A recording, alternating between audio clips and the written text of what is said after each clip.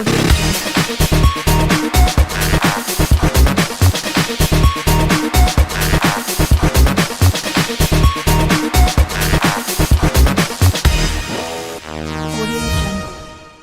there, this is Tarun Gill from Tarun Gill Fitness, helping you with your fitness queries.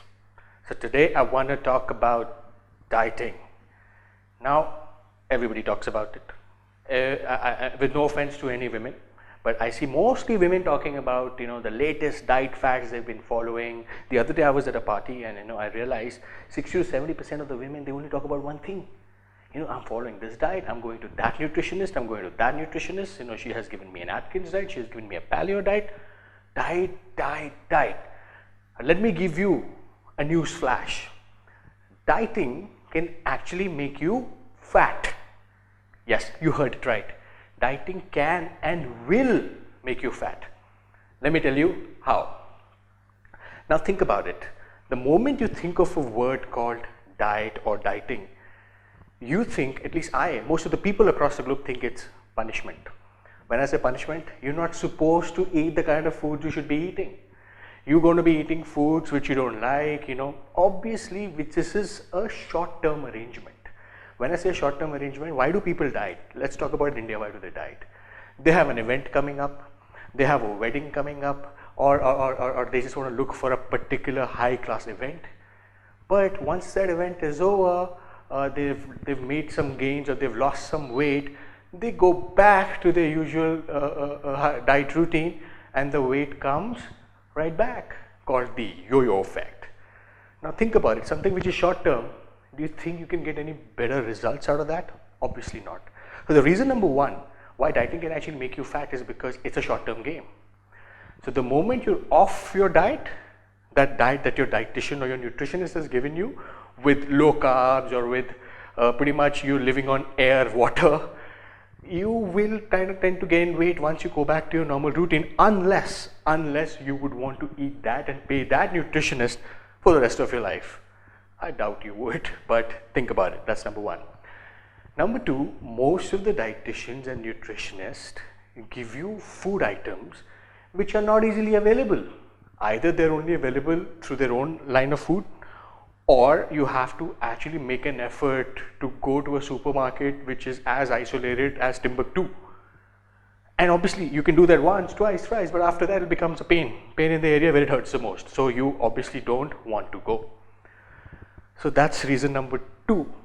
You are actually living on food items which are not easily available. So for how long can you do that? Number three.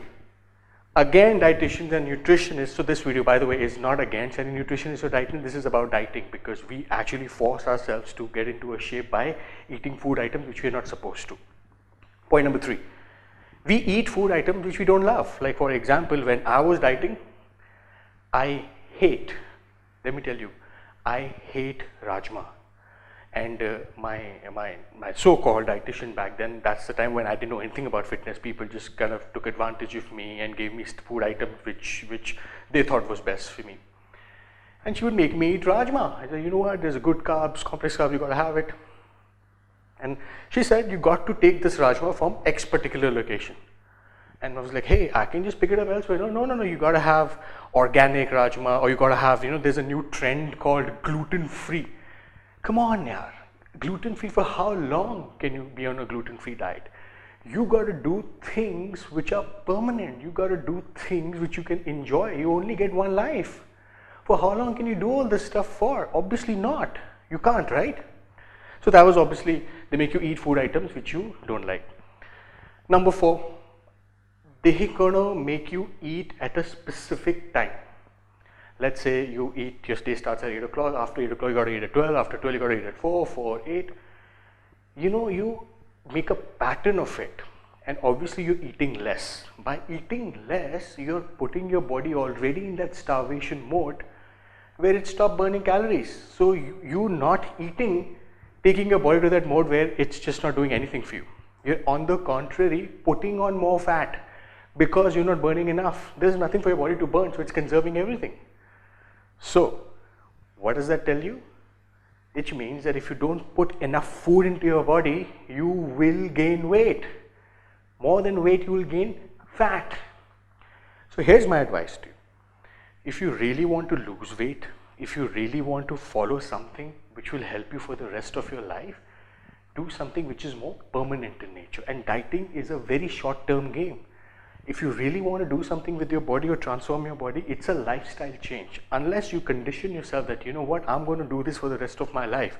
I want to follow this diet, let's say for next 5 years, 6 years, makes sense. You know, I'm going to have my cheat days here and there. Makes sense. But only for 2-3 months you're going to follow this diet, and after you get results, again you go back to your normal routine, again you're getting, struggling to get your weight back on. That's stupid, isn't it? So why to go through that route? So do something which is more permanent and avoid, I again repeat myself, avoid diet fads. Don't follow celebrity diet fads or this diet. If a celebrity tells you that, you know what, I ate this and I lost weight, let me tell you, he or she is lying. There are many other things that go behind curtains. Moral of the story, do which is long term, which will help you stay in that shape for at least a couple of years. So till then, see you.